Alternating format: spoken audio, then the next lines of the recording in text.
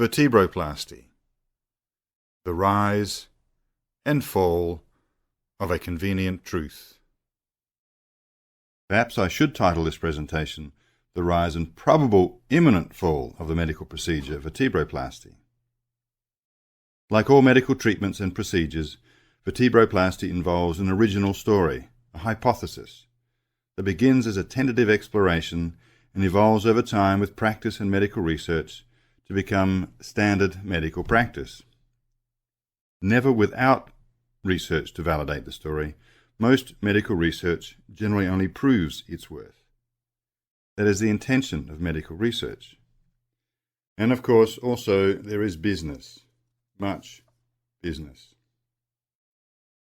Eventually, hopefully, good, solid scientific research comes to the rescue to truly decide either way.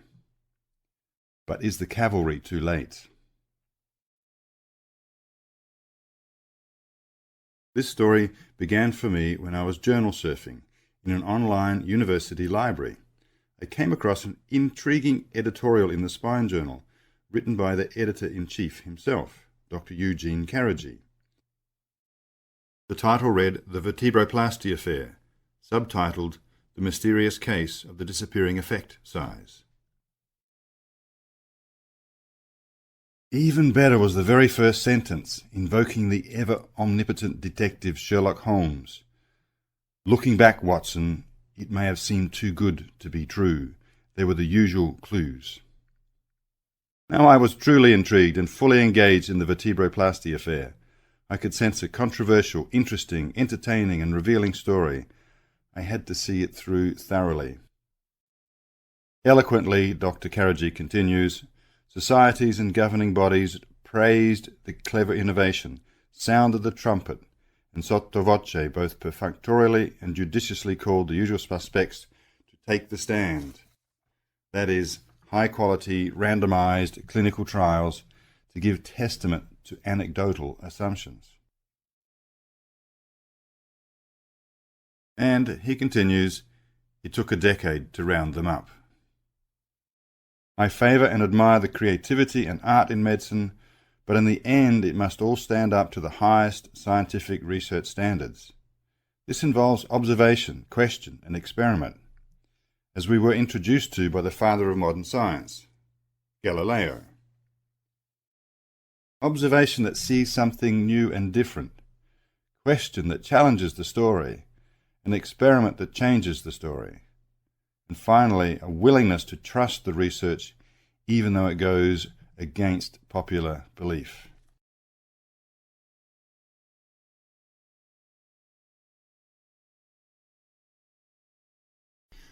Vertebral compression fractures, or VCFs, are a frequent occurrence in the United States, Europe and Japan. At least there is data for vertebral compression fractures in these countries.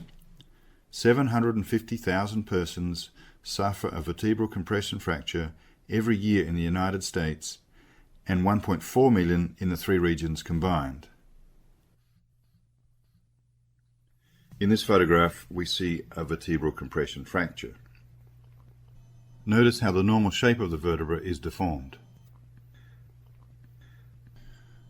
There are at least three types of vertebral compression fracture, the wedge fracture being the most common at 51% of all vertebral fractures. The biconcave fracture represents 17% and crush fractures at 7%.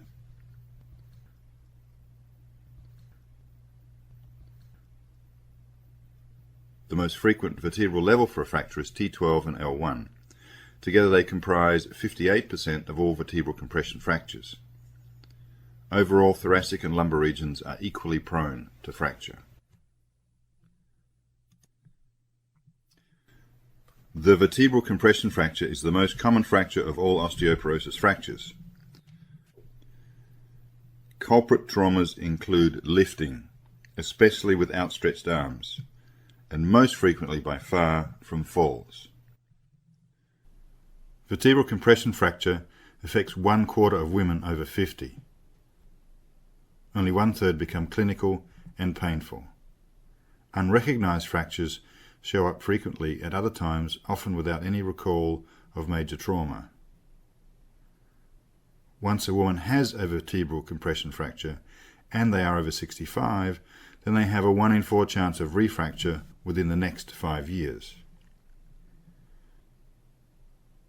Vertebral compression fracture is thought to be a self-limiting condition from which significant recovery occurs.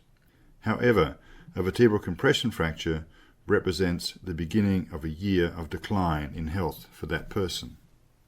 Consequences for vertebral fracture include spinal deformity in the form of increased kyphosis, loss of height, spinal rigidity, and an increased number of days being bedridden. Just one vertebral compression fracture reduces respiratory function by 9%.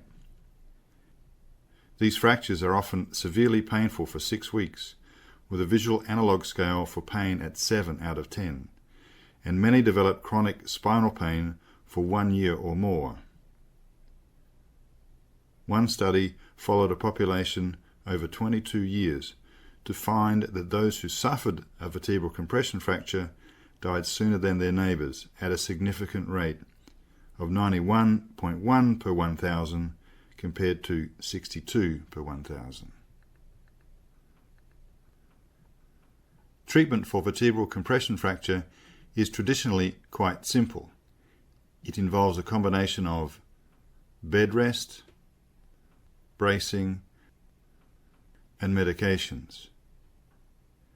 And more recently, we have seen the appearance and rapid expansion of a new treatment, and the topic of this presentation, the procedure called vertebroplasty. The cost of vertebral compression fractures to the US in 2002 was estimated at $12 to $18 billion.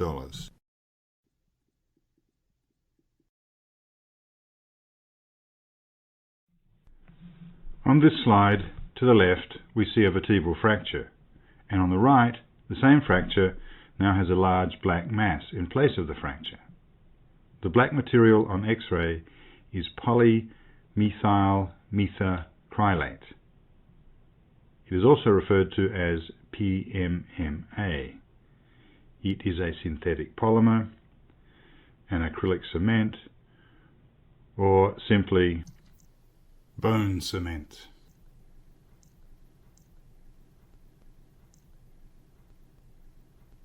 Vertebroplasty employs the use of a large needle, which is inserted into the vertebra, and then the PMMA is injected to fill the fractured site,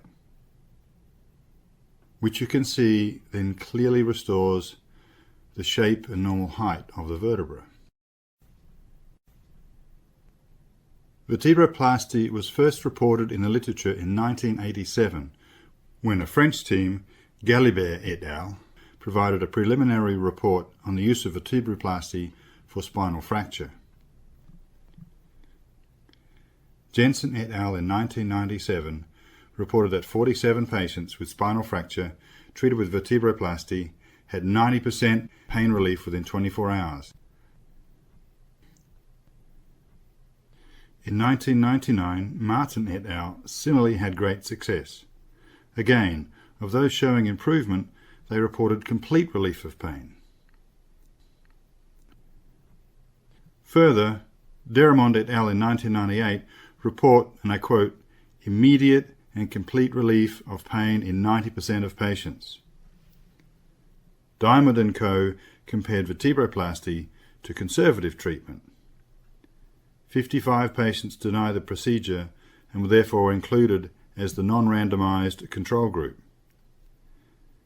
The study took pain scores at 24 hours, 6 weeks, and between 6 and 12 months. At 24 hours, the vertebroplasty group reported 53% pain relief and 29% functional improvement, whilst the conservative group, on the other hand, showed zero change for both pain and function. However, both groups, vertebroplasty and the conservatively managed group, showed no differences at 6 weeks and beyond. This is a critical article in my review of the literature for these authors' choices of time intervals of reported pain. We will come to this later.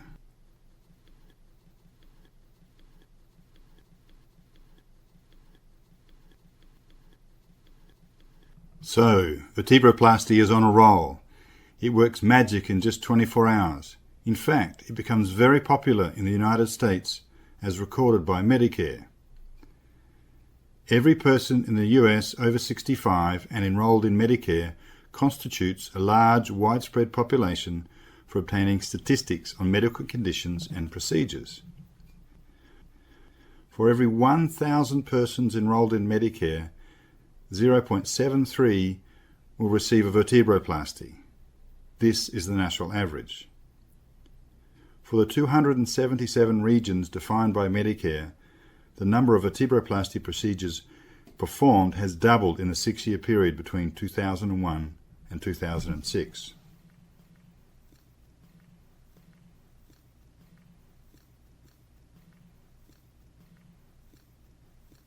The lowest rates for this procedure are 0.12 to 0.13 per 1,000 enrollees, which occurred in Albany, Manhattan, and Newark.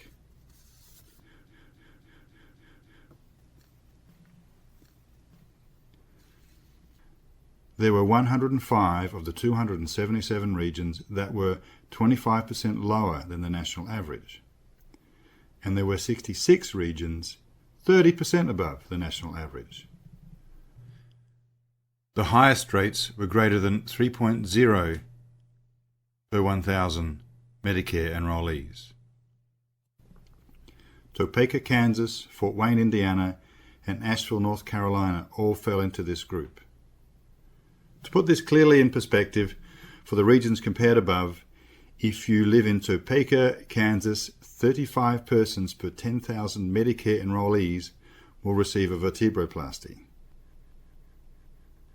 But if you live in Manhattan, only 1 person per 10,000 enrollees will receive a vertebroplasty.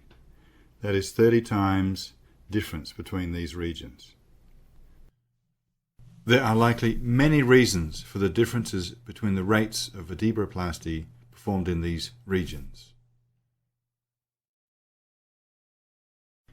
In examining this vertebroplasty affair, I have had the benefit of hindsight and the excellent gold standard research of Buchbinder and Karmes, along with some expert interpretation. But also along the way I've been struck by several aspects of this condition and the quality of research designs. After reading the Carrigy editorial and the gold standard research papers, I brought the topic of vertebroplasty to the physical therapy department at work. Immediately, one colleague of 50 years' experience said, "I just tell them that their pain will be much better in 3 days." That resonated loudly with the Karmes paper and the statement on page 574. The 2 study groups had substantial improvement in back-related disability and pain immediately, that is, at 3 days after the procedure, with similar improvement in the 2 groups. The improvement in each group at 3 days was maintained at 1 month.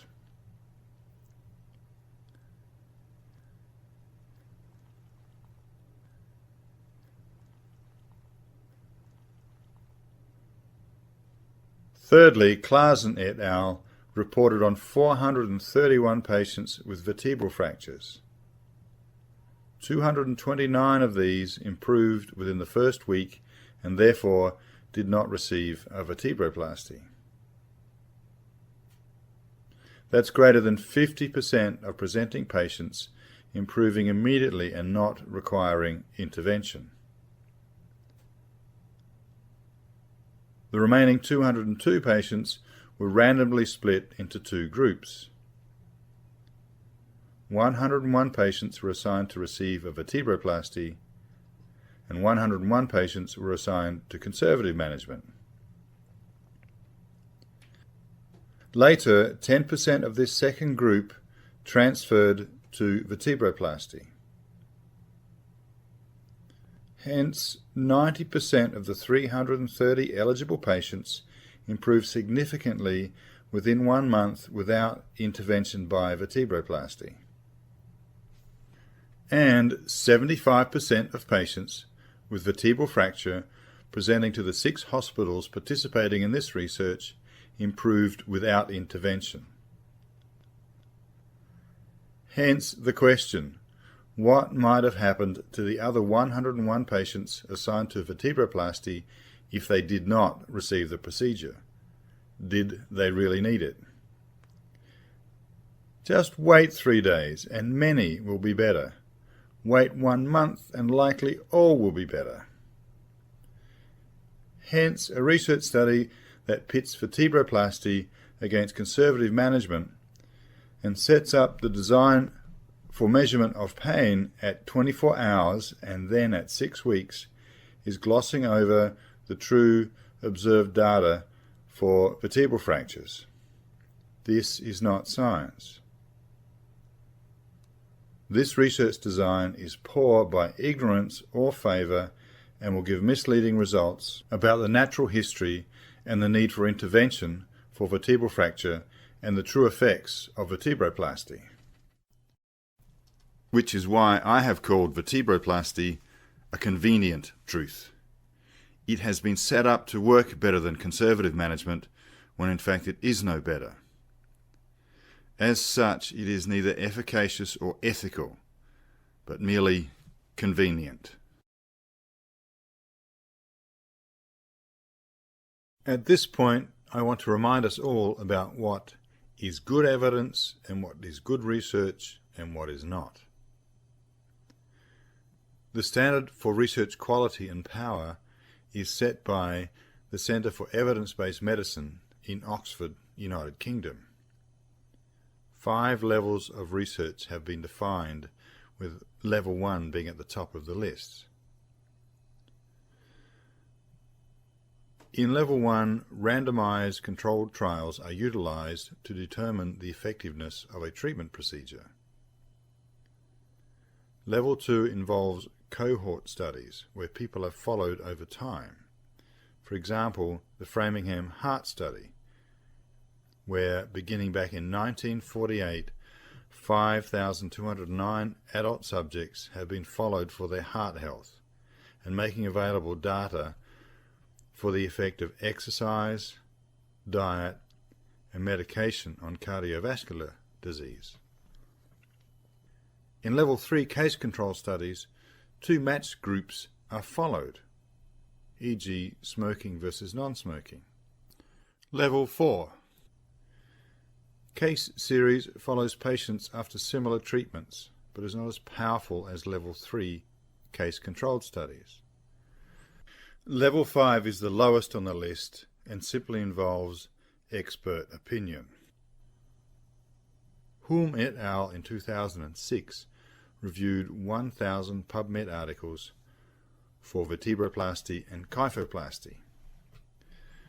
They found only 69 to be of scientific value, and the majority of these were case series, that is, level 4 research, where patients were followed after a procedure. There were no studies at level 3, 2, or 1. The lack of level 1 studies for vertebroplasty questions its credibility.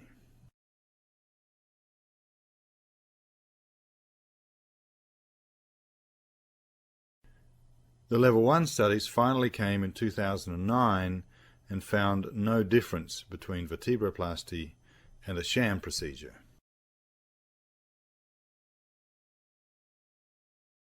The Buchbinder and Kames articles invoked massive medical outrage. Despite level 1 research, expert opinions abounded. I have performed 1,000 vertebroplasties. The volume matters. Vertebroplasty works. We treat a totally different population. This makes no sense. It's nonsense. Is this bad news or sham news?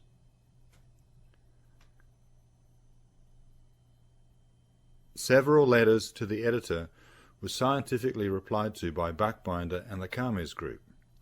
They criticised the standard of research on vertebroplasty up until the time of their papers, titling their replies to the medical outrage as "When randomised placebo-controlled trials clash with common belief."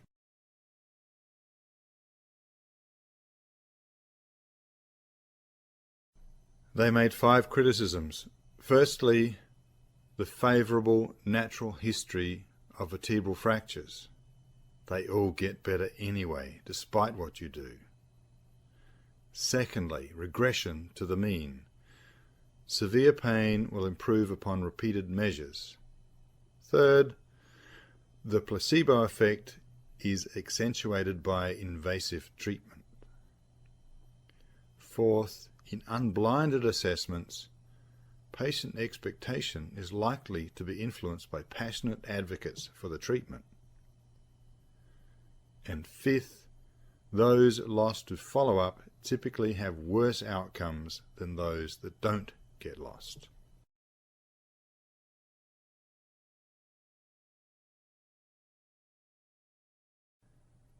In 2009, Buckbinder and her group published a paper in the New England Journal of Medicine, reporting on the effect of vertebroplasty compared to a sham procedure in the exact same edition of the same journal, and in fact the very immediate subsequent article was a similar study by the Carmes group. Both were randomized, blinded, sham-controlled clinical trials.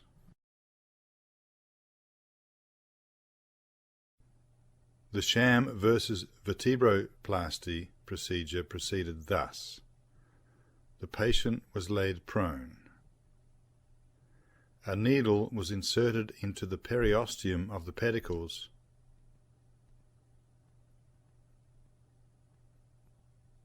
and lidocaine and bupivacaine was infiltrated into the region.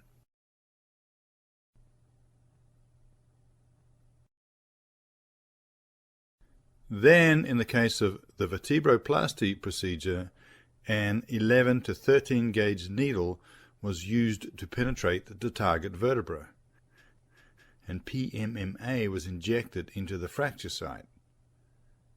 In the case of the sham, no penetration occurred, only the odour of the PMMA was released into the operating room. As previously stated, all patients in the Carmes study were substantially better after 3 days, and that improvement was maintained at 1 month. So Dr. Eugene Karaji writes, if the original case series reports were too good to be true, these high-quality studies are certainly too true to be good for current practice patterns in the US. Whilst vertebroplasty is billed as minimally invasive, it is, however, invasive, and it comes with some risks. PMMA has turned up in the lungs, heart, and nervous system. Some studies report increased fracture at adjacent vertebrae after vertebroplasty. And not all practitioners were finding 90% of their patients were all better. PMMA also forever precludes healing and remodeling at the fracture site.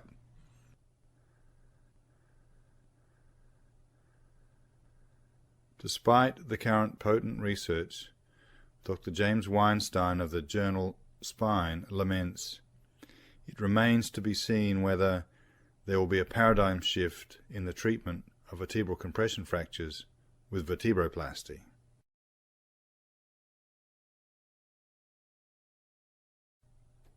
As a final word concerning vertebroplasty, perhaps a good original story, but followed by poor science and in the end possibly a medical mistake to invest so heavily, professionally, emotionally and financially without valid research.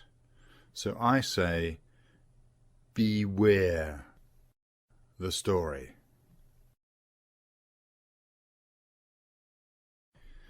Beware the original idea that goes on unresearched by the most potent level. Beware the story becoming accepted medical practice, even dogma, by habit or intention rather than research. And mostly, I encourage every single practicing medical professional to be their own scientist and to trust their observations and to have the courage to question the story and even propose the experiment that tests the story.